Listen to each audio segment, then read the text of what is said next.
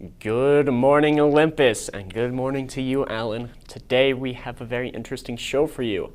Or not, you'll have to make that assumption yourself. Today is May 3rd, and you are watching OlyTV.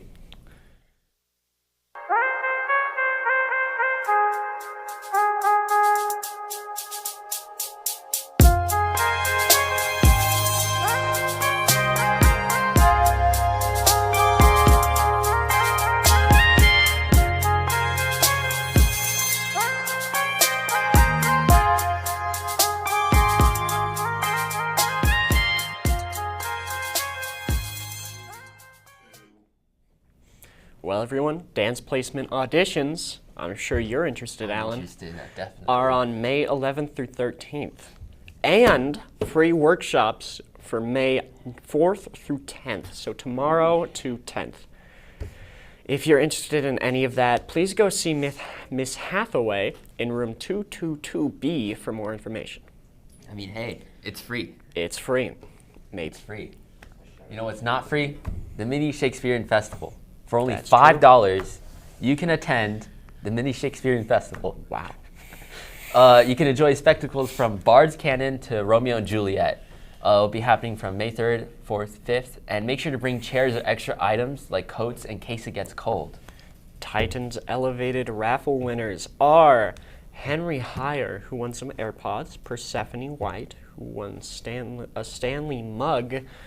So if you want to be like these boys and girls, then go down to the Titan store with your Titan's elevated tickets.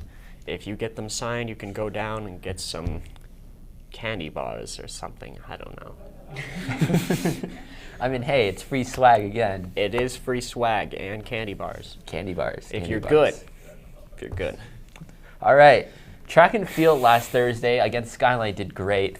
Many people broke personal bests and also made personal records for the school. The varsity team made it to the Tiger Trials, a pretty significant achievement by them.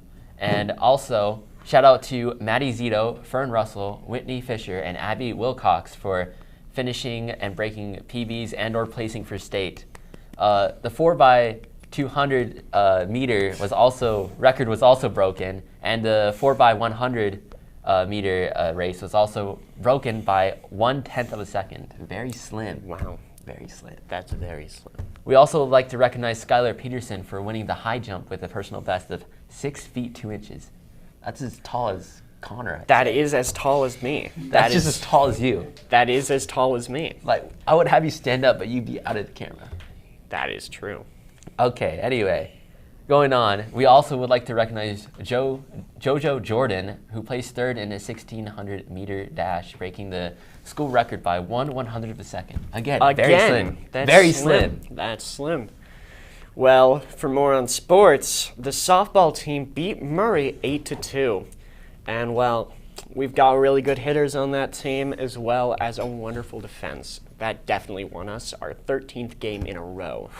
Next up, they're going to regional championships, so if you see them in the hall, please go and congratulate them. Will do. Yeah. Speaking of entertainment, sports, and all that mumbo jumbo, Wow. Levi will talk to us about entertainment. Thank you. All right, so we'll start this off kind of weird. It's going to be a slow one. Jackson Mahomes, the brother of Patrick Mahomes, has been arrested for charges that are not school appropriate.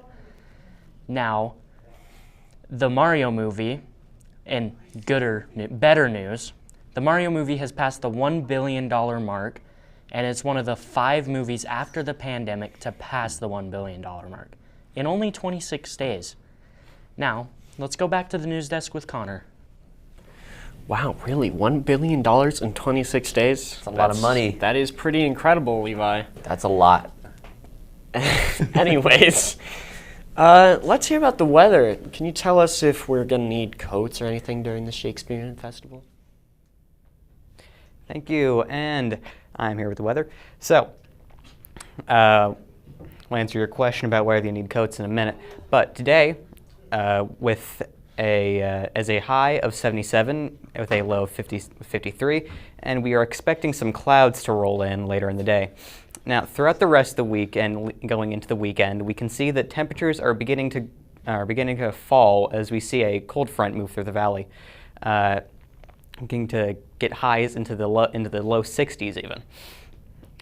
So to answer that question, you probably will want to bring a coat to the May Shakespearean Festival, but don't wear like 50 million layers. It's not winter again. Thankfully, I swear we had like 5 winters. I don't know what the hell's going on with that.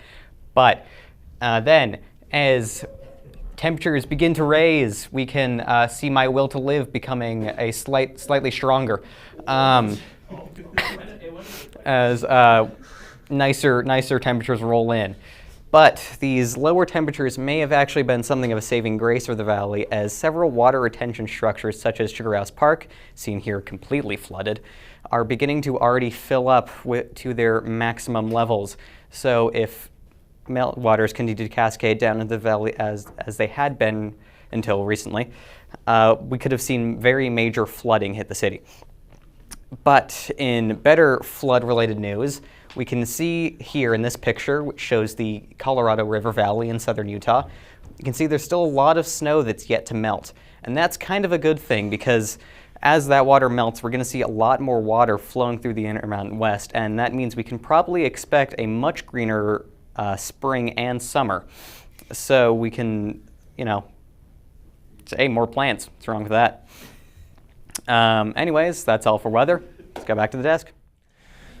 Well, that is great to hear that your will to live has a little more vigor this week.